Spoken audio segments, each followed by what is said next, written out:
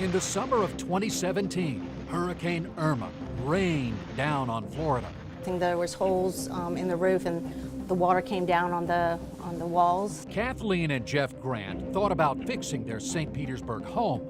Then they read the FEMA rules. The 50% rule is brutal, you know. Brutal because FEMA's 50% rule dictates how much you can spend on your house.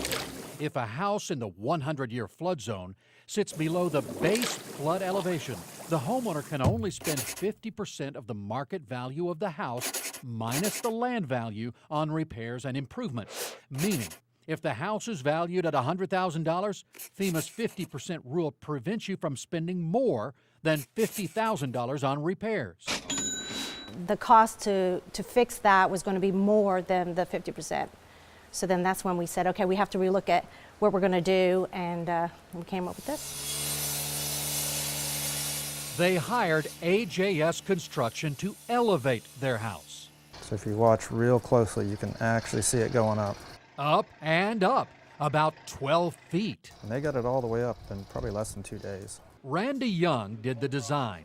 He says homeowners who don't want to move are left with just two options. You have to either tear it down at that point and build a new home, or you lift it and refashion it. The 50% rule no longer applies to homes once they get above the floodplain. The bottom of that house was down here, right there at that level. We caught up with AJS President Mike Knapp at another house he's lifting in Bel Air Bluffs. You lifted the whole concrete slab on this one. We lifted the slab and all. People don't think you can. Well, you can. Yes, you can, for about $65 a square foot. Not cheap, but less than new construction. There's no guarantee that lifting your house above base flood elevation will save it from disaster, but higher is better, and FEMA is raising the bar.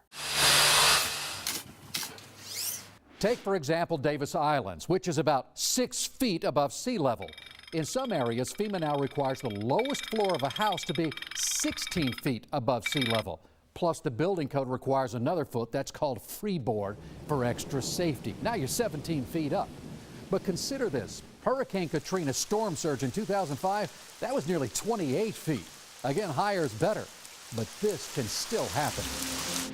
FEMA provides some money to qualified homeowners to elevate their homes, but it takes time and patience to work through the system. Dave Jennings is the floodplain manager for the city of Tampa. He can only recall FEMA doing this once in his 38-year career with the city.